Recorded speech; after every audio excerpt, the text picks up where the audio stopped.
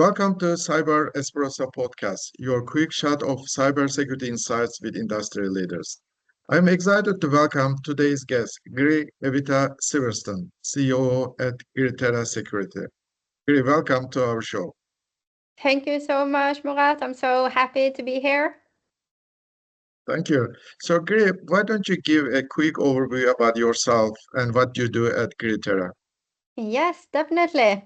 So I've worked closely with information security and have been doing so for the past 8 years, mainly ISO 27001 and security management and strategy. At Terra Security, we're an advisory and consultancy house. So mostly I'm out helping out our customers on their journey to get better information security. So helping both small and large organizations. Very good, very good. So I heard from your LinkedIn profile that you like playing Sudoku and you play it every day. So I tend to play when I'm flying. So I have an app on my iPad with basically I play a couple of minutes. But could you share how Sudoku became a part of your daily routine and why? Definitely. Fun question. Yes, I've always had a big interest for and loved playing analytical games. Played many kinds of them, but I found a real interest for Sudoku, and it just ended up becoming a daily routine. So if you also have the app, I'm also playing on the app, and you should see my award register. Clear Oh, very evidence good. to how much I play. But I just find it so fun, a way to kind of block out all the other stuff going on and instead solo down to focus on solving a puzzle. So it's for me, it's a nice way to relax. Yeah, it is fun. So let's start with the compliance. And ensuring compliance is always critical and important for the organization. And coming to AI, like in every field, has shown some potentials in this area as well. Could you share your insight on how AI can help organizations to ensure compliance and as well implement effective security controls? Well, yeah. So AI can be a great tool to help find ways to automate existing processes. It can also be a great tool to help with the identification of information security risks to further analyze and find the appropriate measures to mitigate. And also what's really great about many of these tools is the combination between all these different frameworks and regulations to quickly get an overview of the compliance status. That's correct. So I heard that you mentioned ISO 2701 at the beginning of our conversation. So let's talk about ISO myths. Implementing ISO is always a challenge. Can you tell me some of the challenges that you see organization face during ISO implementation? And if possible, and if you agree that if AI can assist overcoming some of those obstacles. Yeah.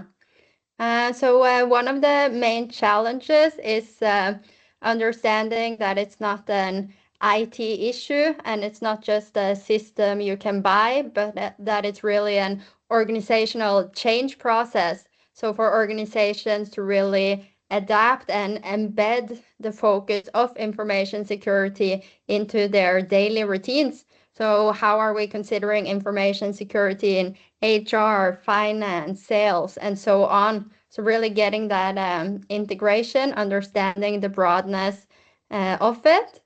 And with the AI, it can be a really good tool to help you quickly get a baseline. For instance, if you're writing some guidelines, a policy, creating a new process, it can help you get a starting point and a baseline.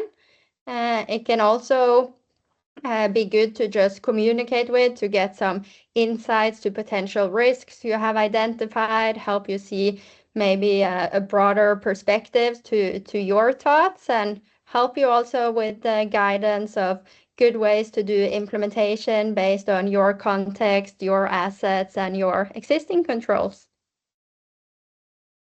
Right. So all the benefits that AI is bringing, there is also a lot of talks on how AI can be threat to diversity or in general to be fair and inclusive.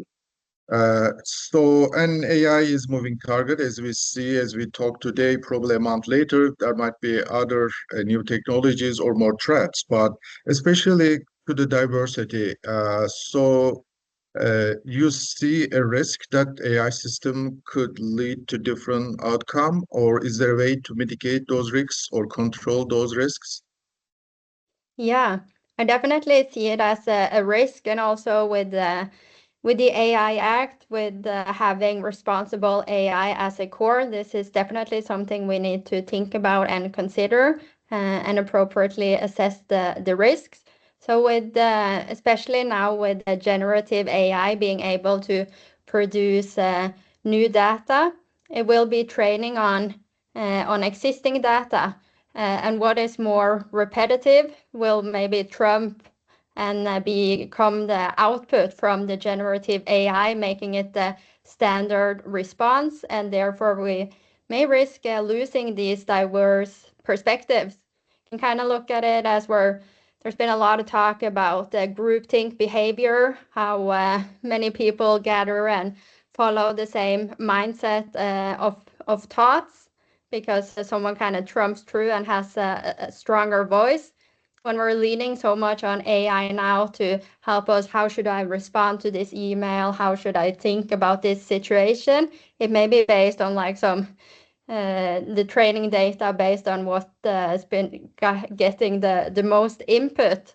So I have a fear that it could potentially be a risk towards diversity. And I think a key here is to make sure that we maintain our critical thinking skills and that we actually ourselves evaluate the responses that we do get from generative AI so we don't risk losing these broader perspectives. So basically not giving to full control, but having a human at certain point to do the checklist.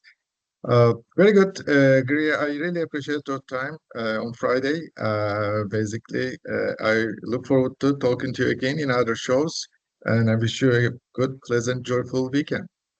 Thank you so much. It was a pleasure being here and great questions, and I look forward to future talks. Thank you. Ciao.